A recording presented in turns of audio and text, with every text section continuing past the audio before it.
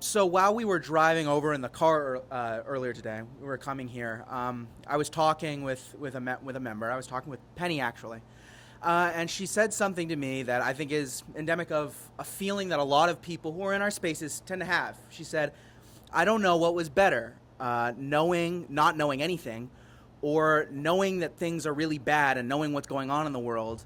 And being really frustrated about it, not knowing what to do. I hear a lot of people say, "Oh, I just wish I could forget knowing all of the things I know."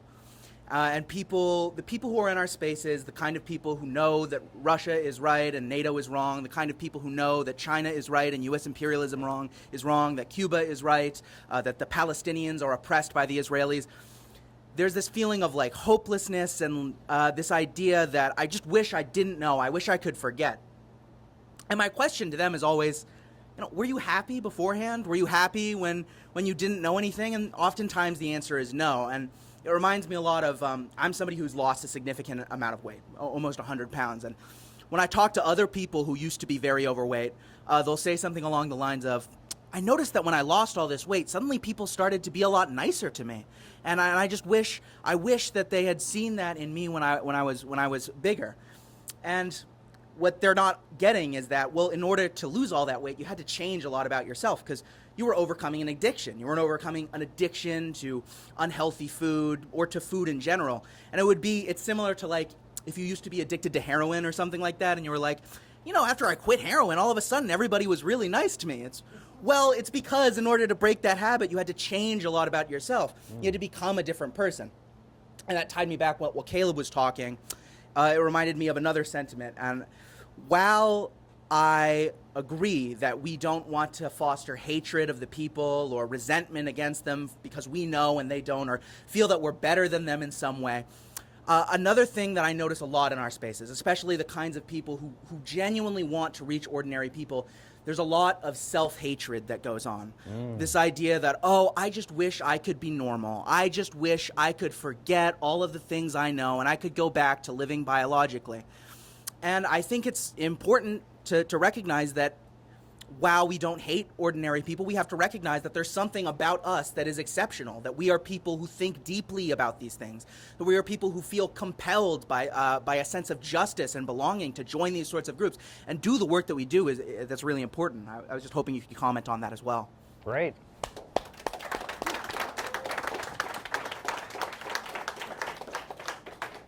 It's interesting because this phrase, living biologically, that we've started using, it was interesting because at one point people were criticizing CPI for using that phrase. It was not anything we ever put into writing.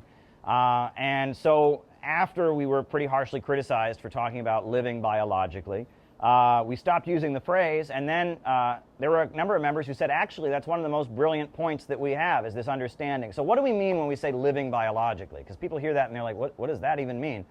Well, the weeds in your garden are alive, and a rat is alive, and a monkey's alive, a dog is alive, a pineapple tree is alive, but they're not alive in the human sense. They respond to pain, and they move and respond to pleasure. They kind of move about the world responding to stimulation, but they don't exercise any amount of agency. They don't ask big questions. Why am I here?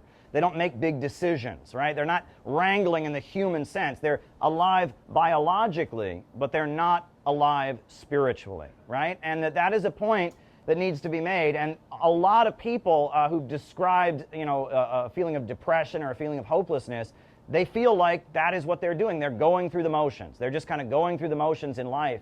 And it's a painful existence. And we also know that our rulers, the ultra rich, the Malthusians, they believe that human beings are animals. And they would like us to exist only in the biological sense. They would like to reduce us to being rats in their maze in a science experiment. They would like us to just be responding to pain and seeking pleasure. And they would like to keep us from asking big questions. So part of our movement is about pushing people to awaken, to think, and to stop living biologically and to really be alive. And that is a brilliant point that we are making. And it's not that we're superior and all the others are just sheep. It's actually that we have a great gift. In his remarks yesterday, Reverend Milhan liked an analogy that he heard me make. He heard me make when I first came to his church. He watched my live streams a couple of times. He's like, who is this guy who showed up at my church? And he heard me talking about the boulder coming down the mountain, because that's what's going to happen. It is the masses of the people that are the real heroes. The masses in their millions will make history. And, you know, Mao Zedong in the Little Red Book, he says the masses are the real heroes, and we ourselves are often childish and ignorant. We know a lot. We know a lot.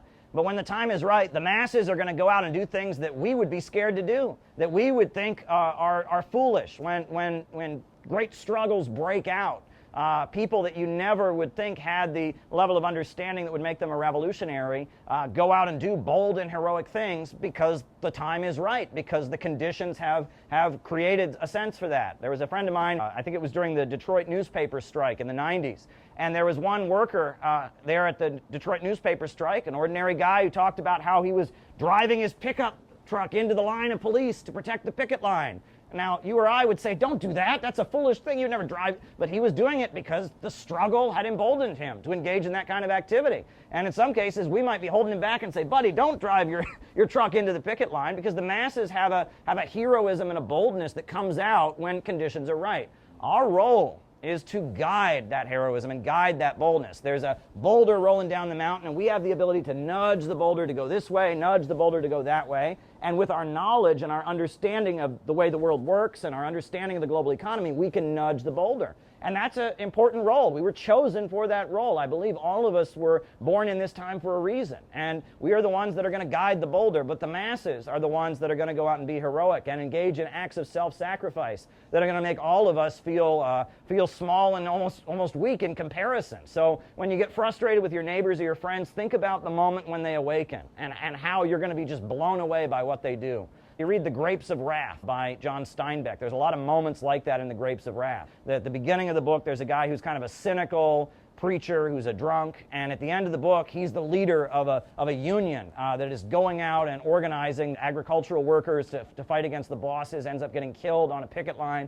You think about that, and, you know, think about Dr. Martin Luther King Jr. He started out as he was picked because he was the most in line with imperialism. They couldn't have anyone with a history of being a communist or being an anti-imperialist lead the civil rights movement. And by the time he died, he was denouncing the Vietnam War. Estimated that we spend $322,000 for each enemy we kill in Vietnam, while we spend in the so-called war on poverty in America only about $53 for each person classified as poor. The promises of the Great Society have been shot down on the battlefield of Vietnam, making the poor, white and Negro, bear the heaviest burdens both at the front and at home. And even though he was a pacifist, he gave a speech at Riverside Church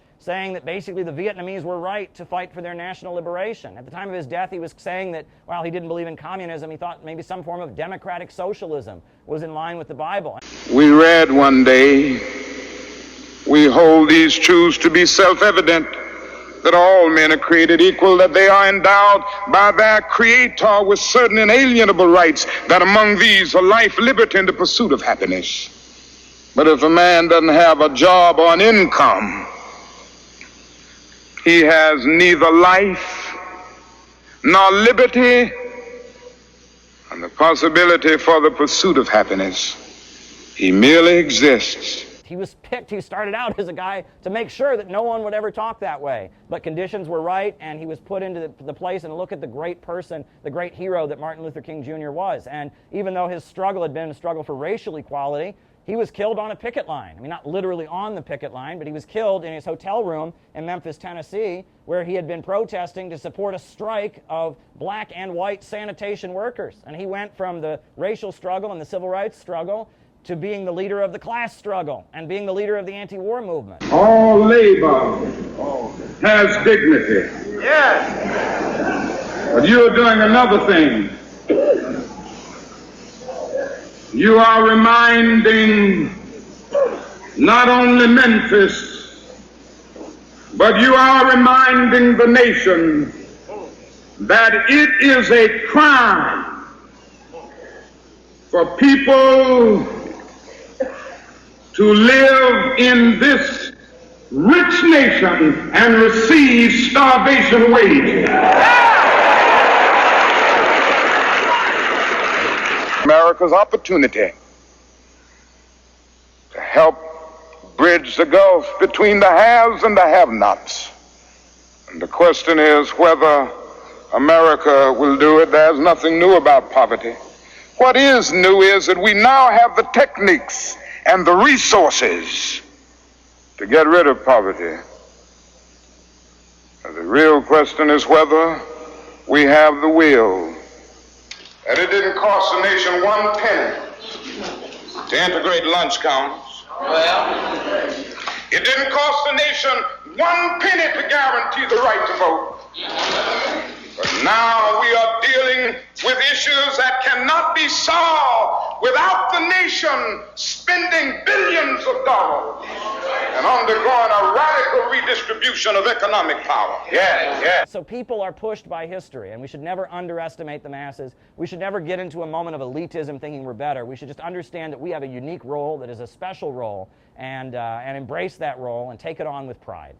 Thank you.